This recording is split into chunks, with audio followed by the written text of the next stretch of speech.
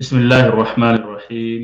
الحمد لله رب العالمين، والصلاة والسلام على أشرف الأنبياء والمرسلين نبينا محمد وعلى آله وصحبه أجمعين، أما بعد. السلام عليكم ورحمة الله وبركاته.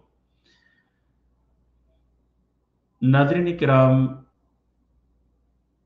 आज के इस दर्स में सिलसिले फतावा इस्लामिया का 23वां दर्स आप समाअत फरमाएंगे।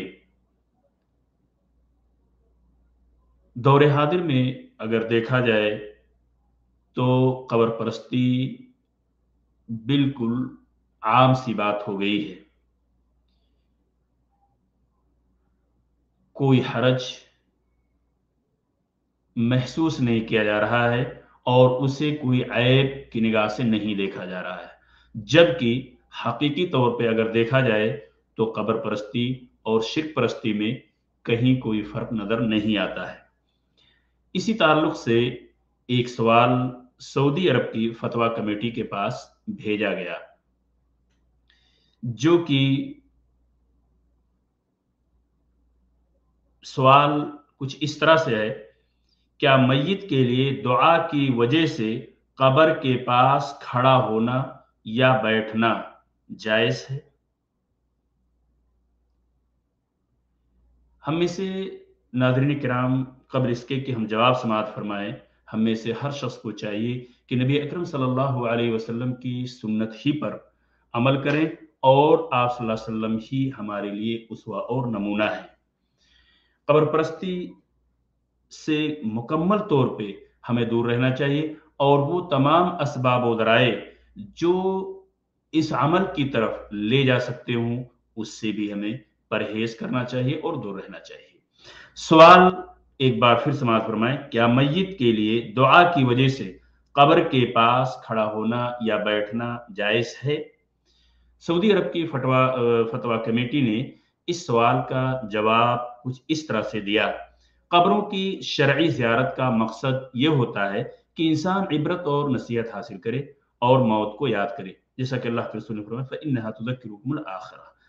इससे ये मकसद नहीं होता कि कब्रों में मदफून लोगों के साथ तबर्रुक हासिल किया जाए, कतई तौर पे इसका ये मकसद नहीं होता। जबकि जब कोई शख्स कब्रिस्तान आए तो उसे चाहिए कि मदफून लोगों को सलाम कहे, नबी अकरम सल्लल्लाहु अलैहि वसल्लम की इत्तिबा करते हुए ये दुआ पढ़े: अस्सलामु अलैकुम अहलद दियार मिनल मुमिनीन वल मुस्लिमीन व इन्ना इंशाअल्लाहु बिकुम लाहिकून नस्अलुल्लाह लना व लकुमुल आफिया।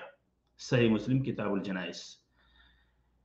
इस दुआ का मतलब यह है कि ए इस बस्ती के रहने वाले मोमिनों और मुसलमानों, तुम पर सलाम हो। बेशक हम भी इंशाअल्लाह करीब तुमसे मिलने वाले हैं। हम अल्लाह तबारक तआला से तुम्हारे लिए और अपने लिए आफियत की दुआ करते हैं।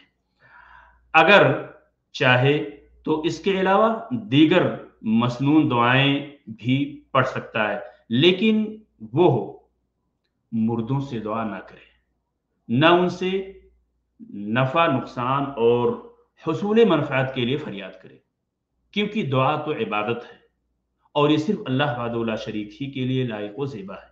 मय्यत के लिए इजाज़त नहीं, मय्यत के लिए जहां तक इसमें जो सवाल किया गया है कब्र के पास बैठने की बात, तो मय्यत के लिए दुआ में कब्र के पास बैठने या खड़ा होने में कोई हरज की बात नहीं है। अगर मुजर्रद उसकी नियत बैठना है तो कोई हरज की बात नहीं, लेकिन तबर्रुक या इस्तराहत के लिए कब्र के पास बैठना या खड़ा होने की इजाजत नहीं है, क्योंकि कब्र ना मकाम इस्तराहत है और ना रिहाइश की जगह है कि आदमी वहां बैठे, मैयत की तदफीन के बाद कब्र के पास खड़े होकर दुआ करे, अल्लाह तबारक ताला से उस मैयत के लिए साबित कदमी की दुआ करे, उसकी मगफिरत के लिए अल्लाह तबारक ताला से दुआ करे। खड़ा होना जायज़ है, क्योंकि हदीस से साबित है। नबी अकरम सल्लल्लाहु अलैहि वसल्लम जब तदफीन से फारिग होते तो कब्र के पास खड़े हो जाते और फरमाते इस्तगफिरू लिअखीकुम واسألوا له الثبات اور واسألوا له التثبیت فإنه الآن يسأل. اپنے بھائی کی مغفرت کے لیے دعا کرو، اور کیونکہ اللہ تبارک تعالیٰ سے دعا کرو کہ اللہ تعالیٰ اسے ثابت قدم رکھے. واسألوا له التثبیت، ثبات کی، ثابت قدمی کی دعا کرو. فإنه الآن يسأل، کیونکہ اس سے اس وقت سوال کیا جا رہا ہے. تو قبرستان کی زیارت کے وقت ان امور کا ہمیں خیال رکھنا چاہیے، میت کے لیے دعا کرنا چاہیے.